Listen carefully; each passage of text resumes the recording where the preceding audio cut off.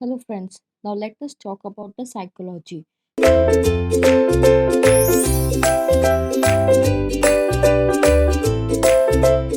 So, psychology of everyday things. That means how we react. That is psychological tendency. When we hear the calling bell, ting tong, what we do is we immediately open the door and see who is in front of our door, who is ringing the bell, why, what is the need, why he has come, and so on. So this is a psychological tendency. When you hear some voice, you react. This is a tendency, correct? So we can reduce the recognition, that is easier than we can recall, and allow the user to select command.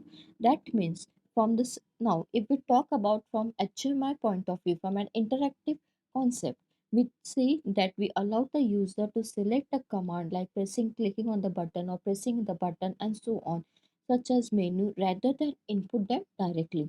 The one thing, and in a majority of cases application is not so obvious or simple, so, in fact, it may be dangerous, leading us to make generalizations which are not valid.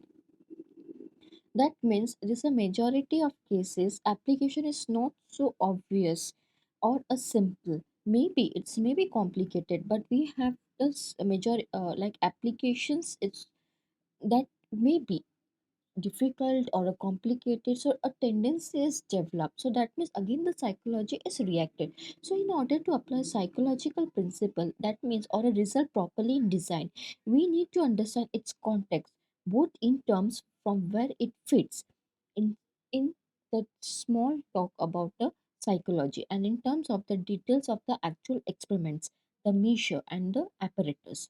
So principles and the result, they form a psychological distill into guidelines for design and model to support your design. That means your principles, that means your conclusions, your experimental setup, your requirements, your data, your results. That means a principle, something you have applied and your results has outcome, and this applied into your guidelines. So let us see about the guidelines, like the strength and weakness of human cognitive, your thinking skills, process.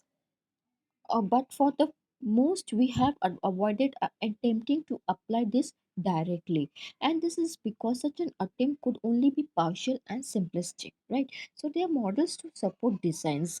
That means they are guidelines, the principle and psychological theory that has led to the development of analytic and predictive models of user behavior.